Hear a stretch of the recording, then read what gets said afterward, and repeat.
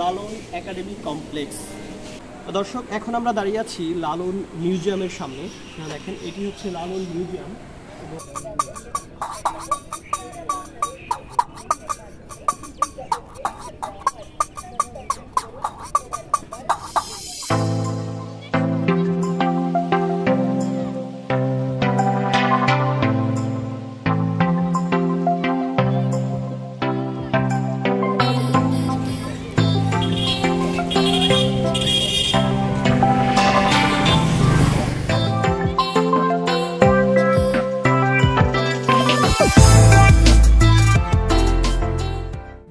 বাংলার হাজার বছরের বাউল সমাজের ইতিহাসে লালন এক গুরুত্বপূর্ণ নাম। এই প্রাণের বাংলা, এই গানের বাংলায় যুগে যুগে ছিল উদার অসাম্প্রদায়িক মানুষের বসবাস। এদেশ চিরকালই লালন ফকিরের মতো ফকির দরবেশ ও মুনি ঋষির চারণভূমি। লালন ফকির বাঙালির অসাম্প্রদায়িক ও মর্মী চেতনার প্রাণপুরুষ। সাম্প্রদায়িক ও জাতিবর্ণের বিভাজন মুক্ত একটি অনুপম মানব সমাজের কথা লালনের মতো হৃদয় নিংড়ানো ভাষায় আর কেউ এখন পর্যন্ত বলেনি।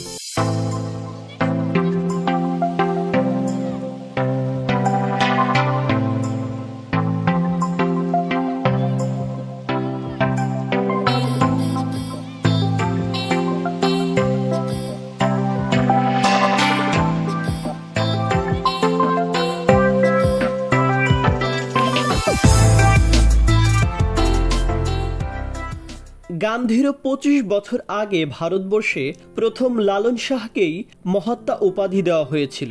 লালন শাহ ১৯ শতকের বাউল গানের আদি রচয়িতাদের একজন এবং বাউল কুল শিরোমণি। তিনি একাধারে ধর্মগুরু, দার্শনিক ও সমাজ সংস্কারক। লালনের জন্ম ইতিহাস আজও রহস্য ঘেরা।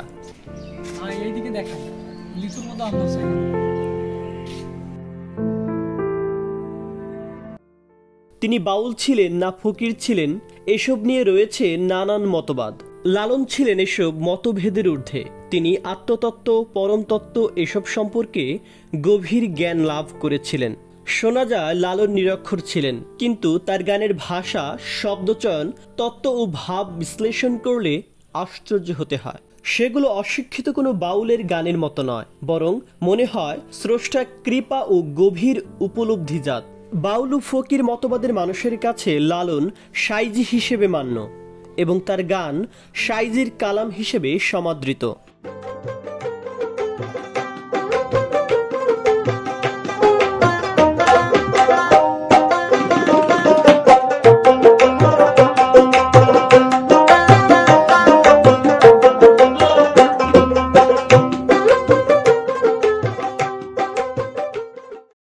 তারা বিশ্বাস করেন এসব অমূল্য বাণী কোনো সাধারণ মানুষের লেখা নয়, বরং সাধক লালনের ভাবনা ও মগ্নতার উচ্চ দেশ থেকে অবতীর্ণ।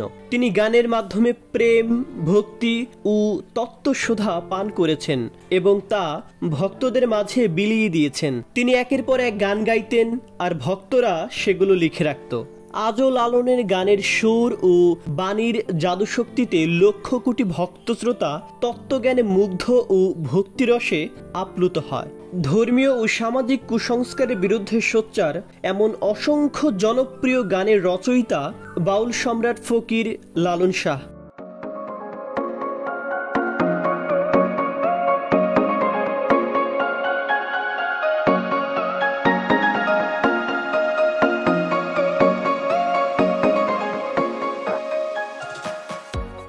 লালন গীতি বাংলা সঙ্গীত ভাণ্ডারের এক অমূল্য সম্পদ। তার গান মারফতি তত্ত্ব ও মর্মিয়া ভাবে সমৃদ্ধ। বাঙালির অসাম্প্রদায়িক মনোজগৎ গঠনে লালনের জীবন ও গানের বিপুল প্রভাব রয়েছে।